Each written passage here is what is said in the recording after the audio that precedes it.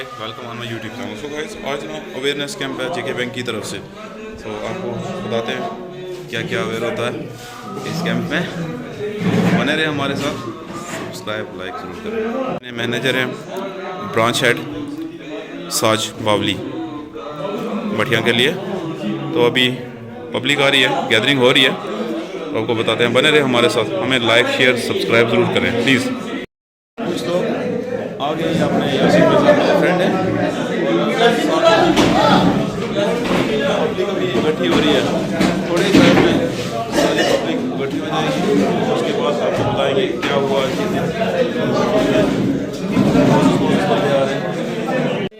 Phone आते हैं कि आपको आपने 50 लाख की आपने लॉटरी जीती है, आप हमें वहाँ से 25 लाख में डालो, फिर हम आपको यहाँ से 50 लाख में डालेंगे। अरे कितने लोगों के साथ जानते हैं। मेरी ब्रांच में 2-3 केस ऐसे हो गए हैं जिनको ऑनलाइन कॉल आए, उनको बोला गया भाई आपने 50 लाख की लॉटरी जीती है, तो अब ये पैसे आपको भेजने के लिए आप हमें वहाँ से 25 लाख में डालो, फिर आपको यहाँ से 50 लाख मिलेंगे। अब ये करते हैं लोग जानबूझ के ऐसे इलाके टारगेट करते हैं जहाँ को पता होता है गाँव के दूर दराज के इलाके हैं, और इन इलाकों में लोग जो होंगे थोड़े गरीब अनपढ़ लोग होंगे, इनको हम बेवकूफ बना सकते हैं, ठीक है ना।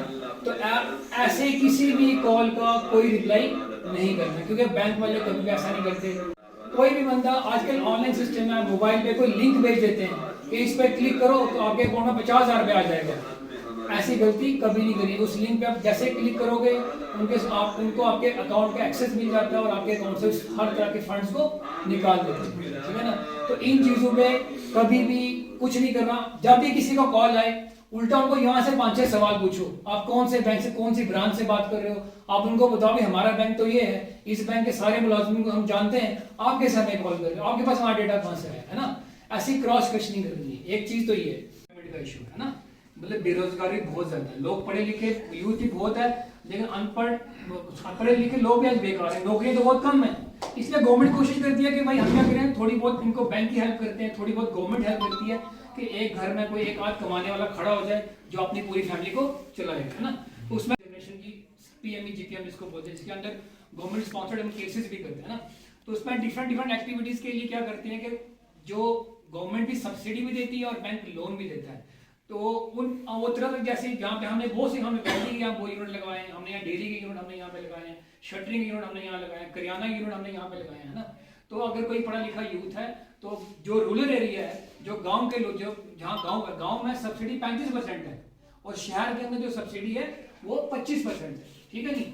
तो जो गांव के लोग, अगर किसी के पास कोई ऐसा आइडिया है, कोई को अच्छा काम खोलना चाहता है, कोई यूनिट लगाना चाहता है, तो वो प्रपोजल लेके हमारे पास आए, है नहीं। हमें अपना प्रोजेक्ट जैसा को गाइड करेगा, आप वैसे चलिए, उसमें आपका भी फायदा है और बैंक का भी फायदा है। एक तो पीएमईजीपी आ गई जिसमें मैं आपको बोला 35% सब्सिडी। मान लो अगर वो 10 लाख का केस बनाता है तो 3.5 लाख रुपए उसको सब्सिडी मिलती है। लेकिन वो सब्सिडी 3 साल के बाद मिलती है। 3 साल तक उसका यूनिट चेक होता है, पूरे साल में उसकी प्रोग्रेस देखी जाती है, उसने पूरे साल में कैसा काम किया, इसने अपनी चलेगा। आपका वही 3.5 लाख रुपए आपके लोन में जाएगा, आपका लोन 3.5 लाख रुपए और नीचे आ जाएगा, और आपको एक बनाया यूनिट मिल जाएगा जहां पे आप खुद तो काम करोगे, आप 4-5 बंदों को और नौकरी पे लगाओगे।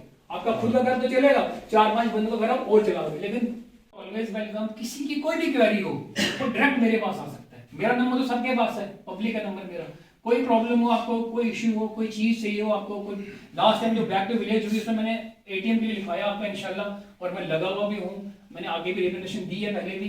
तो आप लोगों से मैंने यहाँ सरपंच साहब से भी बात की थी कि 2-4 सरपंचों की जो पंचायतें आपकी, मुझे एक रिप्रेजेंटेशन बना के दो एटीएम के लिए, कि मैं चाहता हूँ यहाँ पे एटीएम की बहुत जरूरत है।